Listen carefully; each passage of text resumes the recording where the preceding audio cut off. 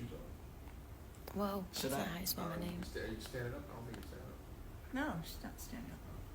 Drinking my later. Okay, what I need to see is I need to see passion. Makeup, makeup. I need rewrites now. You know what you can do, Mike? You can move that over to here so I can actually see the whiteboard. Because it's on, it's not in my view site. Just me. Come on.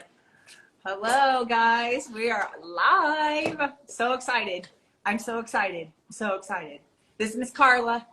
We are doing our first. So, hey, look, mistakes are going to be made. I want you to just bear with me, but it'll be a good time. And I'm going to have Mike and Misty are moderating. So if you guys have any questions, feel free to jump in and ask, because I am all about it. So I'm going to wait for a couple more people to jump on, but I am very excited. Y'all right? You good? So Miss Carla here is one of my clients, and she is also a figure competitor getting ready for the season. I'm really excited for her. And so she has decided to help me and be my unwilling and willing victim for shoulders. Now, here's the cool thing is she's never done what we're about to do. So this will be a first for her too. So you guys are going to see kind of really what the body actually does, which is exciting for me because the whole point of being able to do this is to show you the small intricacies of how the body actually patterns itself, right? Because we're all about patterns. So today we're going to work with the shoulder. We're going to do kind of like a small masterclass on the shoulder, the scapula, the periscap, and that's going to take you into a little bit of rib head, facet, and cervical retraction, which is kind of all the stuff that we've just been posting on for the last week, right? So if you guys are interested in hearing more about it, ask questions as we go. Like I said, Mike and Misty, or Mike's going to do his best to answer. Misty's going to do her best to answer. I will answer every question that you guys have, and I'll try to answer it while we're in this cool live as well. So first and foremost, we're doing the periscap. Now, the periscap are the muscles right around the scapula. Why is this so important? Because the scapula is a really undervalued and underrated area of the back. So underrated. The reason why is because it is it's a pseudo joint, but it's an actual joint. It has 17 muscles that attach to it. The scapula has muscles that attach to the back, to the front, for breathing, for respiration. It pulls the muscles down, it pulls the muscles over, it helps with stability. It does a little bit of everything. And the thing with the scapula is the majority of us aren't even paying attention to this guy because all of the muscles in the front of the shoulder take over. Because the eyeballs are in the front of the head, everything we do is in the front of us, and we don't really think about these guys. But they're very, very, very important. And they not only do they help with posture, help us sit upright, but they're also amazing for making sure that we're stable and making sure that we're going to be even stronger in the front. So what we're going to do is we're going to show you what Carla looks like right now, forward shoulder. If you notice, her shoulders are forward a little bit. They're dropped in and down because everything she does is here. So she doesn't really have a lot of stabilization into the back of her scapula, yet she does back all the time. So how do we distinguish between growing our back, doing bigger back work and making sure it's muscular, but also working the smaller, more intrinsic muscles? Hopefully that all makes sense for you.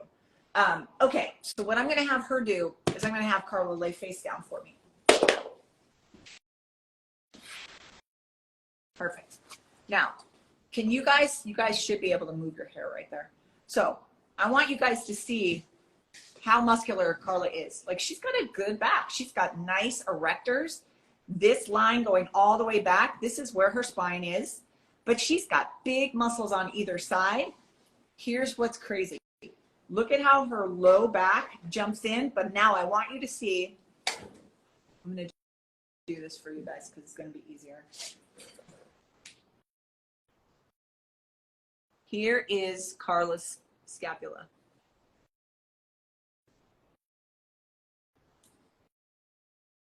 I'm a horrible drawer. Can you guys even see that? Can you see that? Does it come up?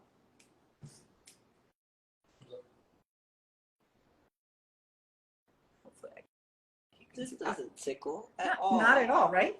So that's her scapula. Can you see that one? I'm only going to do one, not the other. So what we're going to do is I'm going to have Carla retract her scapula, something that you guys all do, right? Pull your shoulders back, retract your scapula. I want you to actually pull your shoulder back and retract your scapula for me. Perfect. So do you see how her shoulder moves? Do you see how the back side of her shoulder, her rear delt, that comes into play, and that she uses her scapula? Kind of. Can you guys see? Let me see if you guys can see a better angle right there. Let's see if that makes it a better angle. So relax. So now I'm going to have her use her scapula to create the movement. So if I ask her to retract her scapula and pull her scapula towards me, go ahead and do that. So here's what Carla did. I don't know if you guys can see. Her first motion went down into her pec. So the body is made up of a lot of postures, right? Go ahead and relax.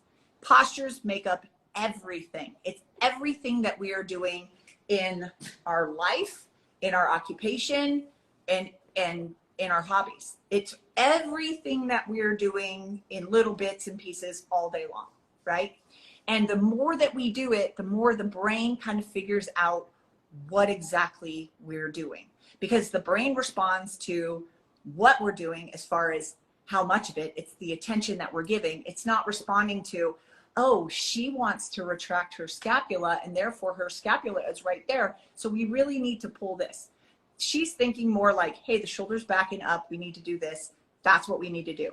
It doesn't know right from wrong. It doesn't know good or bad. It just knows what it is. So Miss Carla here, she pulls a lot of weight at the gym because she's training right now for season, and she's thinking from her shoulder and not from here.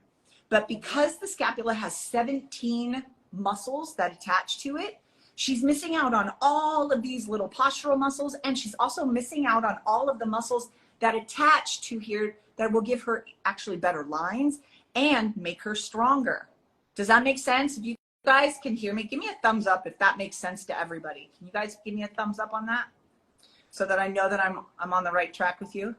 And I'm really happy that I've got all of you here, but I want to make sure that you're still with me. So the whole key to creating stronger posture and stronger muscles is foundational movements. And what I mean by foundational movement is what actually drives the move. What drives it? Your body has a lot of drivers. Every time I move somewhere, I'm driving with something. If I'm moving this way, my arm is driving the movement. If I move this way, my torso is driving the movement. If I move my head is driving the movement. The body is all connected, but there is always something that's driving the movement. Right now, the problem is that most people don't drive with their scapula, they drive with their shoulder, and they forget about all of these little muscles. The other thing is that under all these muscles are your bones. Your vertebrae are sitting right here. Your vertebrae on your thoracic attached to your ribs, and your ribs are sitting right under the scapula. So they're sitting like this. So the scapula's job is to move retraction away across the ribs. Retraction towards the midline of the body, protraction across the ribs away, elevation up towards the head, depression down towards the butt, upward rotation and downward rotation. And all of that creates movement, not only with this, but with the shoulder, because without this, you're not moving the shoulder. You're not moving the shoulder efficiently. Let me just say that. Does that make sense? Everybody with me on that one? Okay. Perfect. Good thumbs up on that. So make sure that you're with me because I will just chat for 18 minutes straight. So here's what I want. You can see her scapula right here. What we're going to do is I'm going to show you how to actually move this to keep this from overloading it and overriding it. The thing with the body is it works actually better with subtle movement because there are dominant and dormant muscle patterns. So there are muscles that you use all the time. Like if I ask Carla to just pull her shoulders back, she's going to use rhomboids, which work way too much. And these big erectors, which work a whole lot too. They pop right up off of her. But what we're trying to do is we want to create not just the dominant muscles still staying dominant. We want to create symmetry and balance within here, take the pain away, and also create more strength so that we're stronger into the pec, right? So we actually want to activate the muscles that are lying dormant, which are these little paraspinal muscles that are attaching from vertebrae to vertebrae all the way down. Am I tickling you? I'm sorry. It's all part of it. So she's got muscles that attach all the way, vertebrae, vertebrae, vertebrae, all the way down. And that allows her to go into retraction of her thoracic vertebrae, but it also keeps her standing upright. It's the postural muscles. It's a stabilizer, and it helps with all of these big erectors as well. It's like we've got so many muscles in our back that we want to make sure that we use all of them and not just the same ones over and over and over again. So the reason why a lot of us have shoulder pain is because we're using the big ones and not worried about the little ones. And remember, the little muscles also connect into these ribs, into the vertebrae, and allow for balance. And when we get balance, the pain subsides because the nervous system doesn't have to overwork and work overtime being stretched all over the world. Does it make sense, guys? Is everybody with me? Thumbs up if you guys are with me on this one. Okay. So here's Carla's vertebrae. Here's her scapula. So what we're going to do is I'm going to show you the patterns. Thank you for the heart. I'm going to show you the patterns that we've got going on with Carla. So remember, she is a figure. So she's a figure competitor, which means she's in the gym every day. If you can't tell by the physique that she has, she is working this body all the time. But she just worked back. So I want her to retract her scapula and move her scapula towards the midline of her body. What that is that's going to get a little bit of rhomboids, but it's also going to get middle trapezius. And then we're going to get lower trapezius fibers. And we're going to see what Carla actually does first. So go ahead and move this towards the midline of your body. Okay. I don't know if you guys can see this, and she's trying really hard to do what I'm asking her to do. But the first time she did it, she's using all lat to do all of this work. So if I ask her to relax, watch her lat again as she raises up. Now she's totally cheating and trying to do it the right way. So she was jumping into her lat, and the first time she did it, she actually used pec minor, and her whole shoulder drove forward and down, and her scap went this way. So here's the interesting part about the body is that we tend to go where the most attention is in our body, right? So we're going where our eyeballs are. So until she can actually feel the difference and the changes in the scapula, she's going to start using the front of her chest, the pec minor, which is going to move her down. She's going to move lat. She's going to get into rhomboid, which is going to completely override these tiny little muscle structures. So what I'm going to do, in order to change the movement pattern, you have to think subtle. So the body responds to subtle movements because what it's doing is it's connecting your brain back to your body, because your brain has gotten rewired to do bigger things and kind of forgotten about the smaller things because it's where the attention is. So everybody with me? We're good? Give me an exclamation point if that resonates with you. So I'm going to hit right here into the side of her scapula, And I want her to just feel my finger, and she's just lightly going to press her scapular shoulder blade towards me. Yeah. Okay. I don't know if you guys can see that, but when she does that, do you see all of the muscle structures start to like change on her back? So go ahead and relax again. Good. So we're going to have her go really subtle again, up and back. Can you guys see? I don't know if that shows up on camera that well, but what she's doing is as she's sliding her scapula towards me, all of these tiny little muscles are starting to actually show up. And go ahead and relax. And I'm going to have you slide your scapula towards me again. Beautiful. Do you see how much higher she's coming up? And now she's able to actually get a little bit more of the muscle structure in there. Excellent. Relax. So now pick your shoulder up from here and do the same exact movement.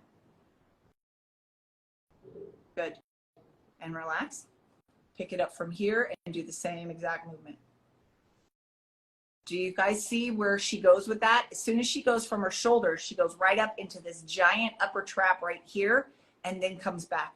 So the body is going to change direction based on if she's using bigger movements or tinier movements. But what the tinier movements are going to do is they're going to allow for stability, which is what we need back here. And then the stability is going to allow for strength.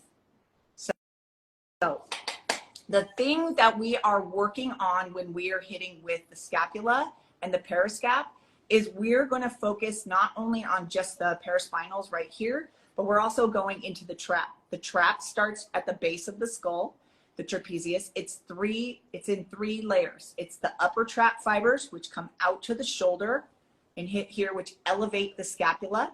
And then it's going to hit right into the middle of line, right about here. The middle trap fibers are transverse. That means they go back and forth this way, and they allow to stabilize the scapula. And then the lower trap fibers drop the scapula down into depression. And the thing with the trapezius is there's this thing called reciprocal inhibition. I think you guys have heard me say this a few times. That means that 2 opposing muscle groups can't contract at the same time and move. So if Carla's always going into her upper traps when she's retracting her scapula, that means the middle and lower trap fibers aren't able to do anything. That means they don't have the strength in order to stabilize or pull the shoulders back and down, which means she's going to lose out on all of the strength back into the back, and she won't be able to connect with the big lats that are coming back and through because she won't be able to stabilize with these scapula.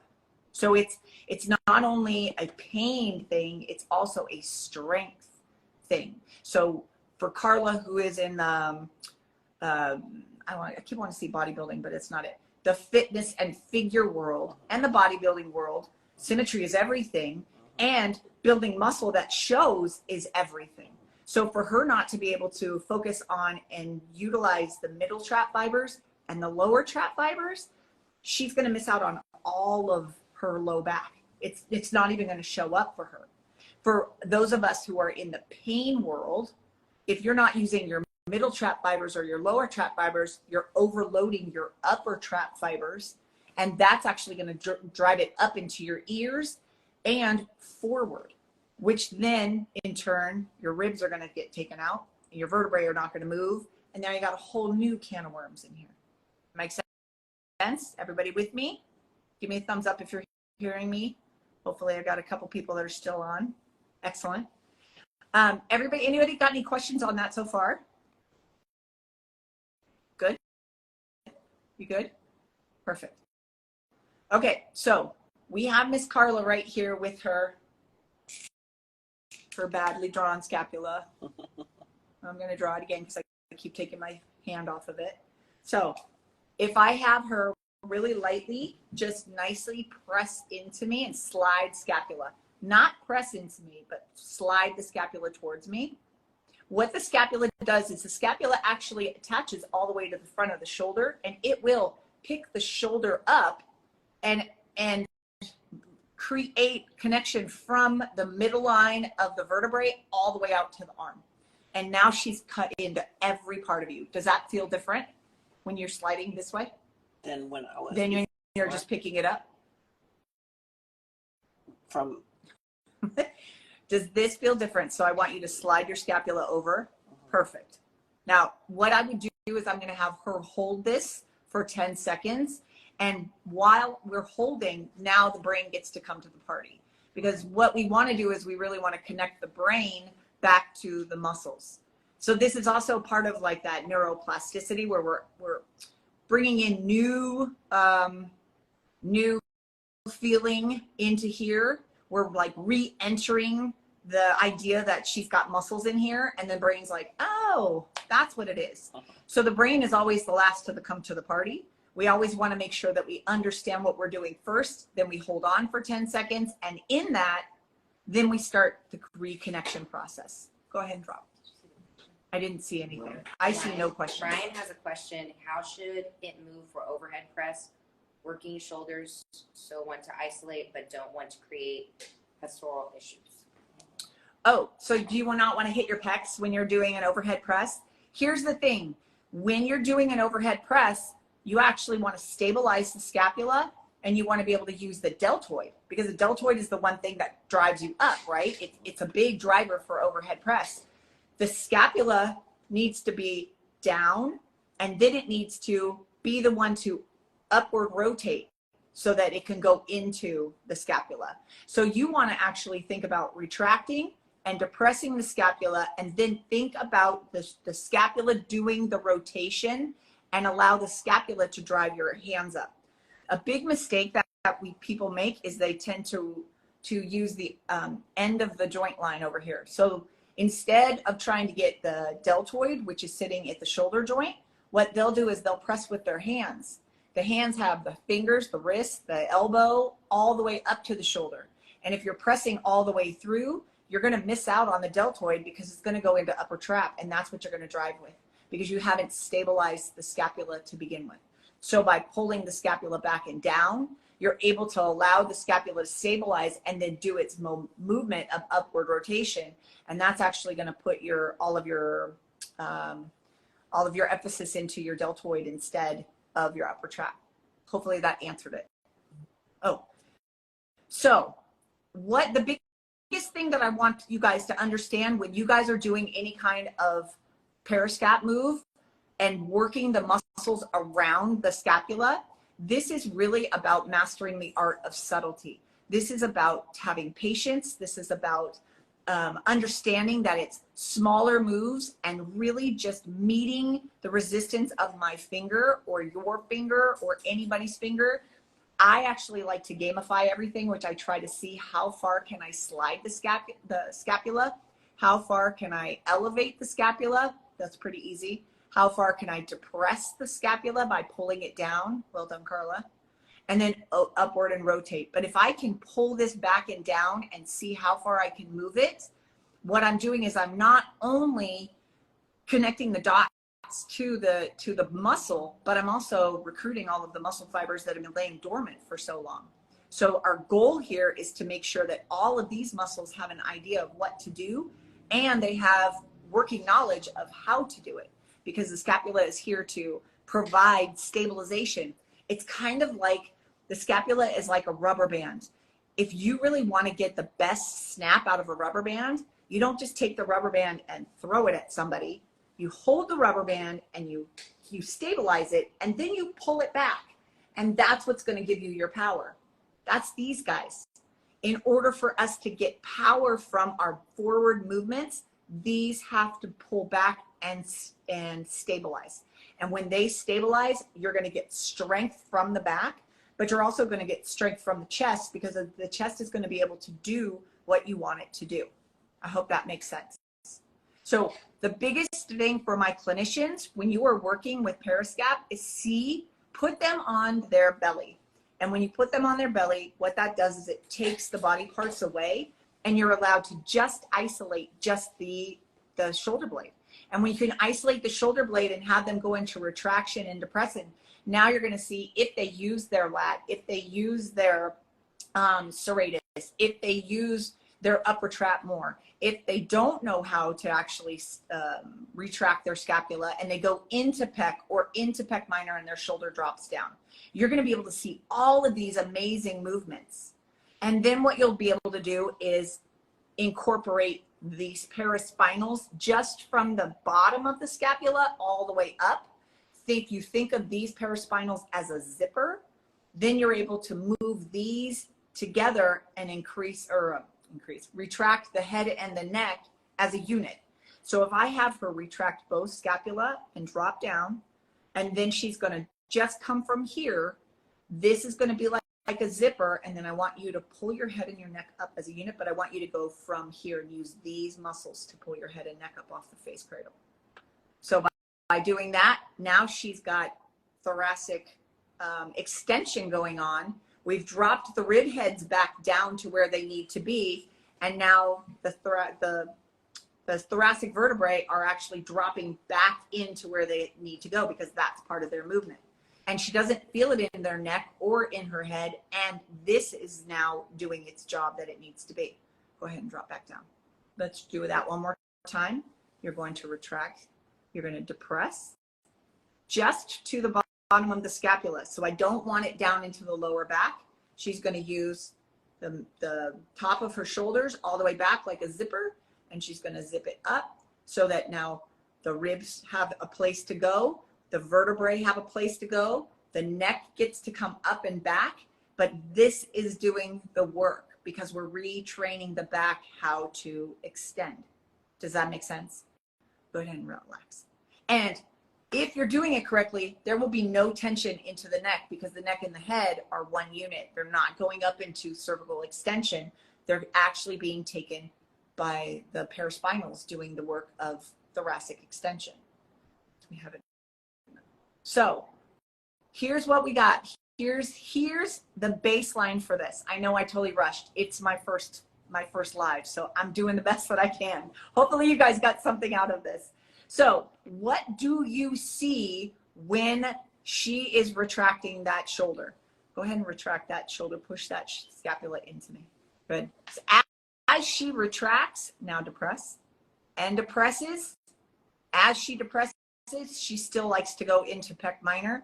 But what we're doing is we're looking at the little things to help us with the big things. Because it's the little movements like this, if we get her to hold for 5 or 10 seconds at a time, and everything starts to move a little bit better, and the connections are made where the brain starts to kind of connect back into the muscles, and we're recruiting all the muscle fibers that have been laying dormant for a minute. Now, the body gets turned back on and starts to activate, and the body starts to understand how to balance everything together. So hopefully I answered a little bit of the question of how to retract the scapula and how parascapular function works. I keep sending you the same videos, but it really is patience, foundational movement, and mastering the art of subtlety. Patience is key, you guys. If you don't have patience, the body's not going to do it in a second. It's going to take 30 to 60 seconds, and the brain's always the last to come to the party. The brain is always like at 7-Eleven getting snacks. It's waiting to get there until you do it. So this, if you're going to understand how to do this exercise, you have to go slow, you have to be intentional, and you have to be able to pull back and hold for 5 to 10 seconds. And if you hold for 5 to 10 seconds, then stuff starts to actually work. And then when it becomes efficient, oh my gosh, then it's a whole different story, because now your body understands what to do. And for anybody in the fitness world, the pain will drop off because you'll be balanced. But anybody in the fitness world, all of a sudden you're going to start seeing lines that you've never seen before, which is really, really fun to do, and starting to do anything more. So I think I've answered all of my own questions. I really want to say thank you so much for jumping on this live with me. I really do appreciate it. We're going to start having more lives, probably 3 a month at least. So if there's anything that you guys want to cover, please let me know, because I enjoy doing these and I have a good time with it. Any other questions? Any other tips on getting out of moving the pecs? Slow. So the key for you is if you go bigger movements, anytime you go faster or anytime you load, it's going to go right back to what it knows. And then unfortunately, you're not going to be able to load heavier. You're not going to do stronger. You're not going to be able to do momentum-based movements This is about holding, and letting everything work. It is sometimes tedious and it's boring. It's definitely not sexy, but boy, I tell you, when you get it, then all of a sudden your whole life is going to change for you. So pec work is easy because it's sitting in front of us. The shoulders are sitting away. So if anything, when you're stretching, you don't want to pull this. You want to take the shoulder away from the chest. All right, you guys, have a great one. I'm on to Facebook for the core. See you soon.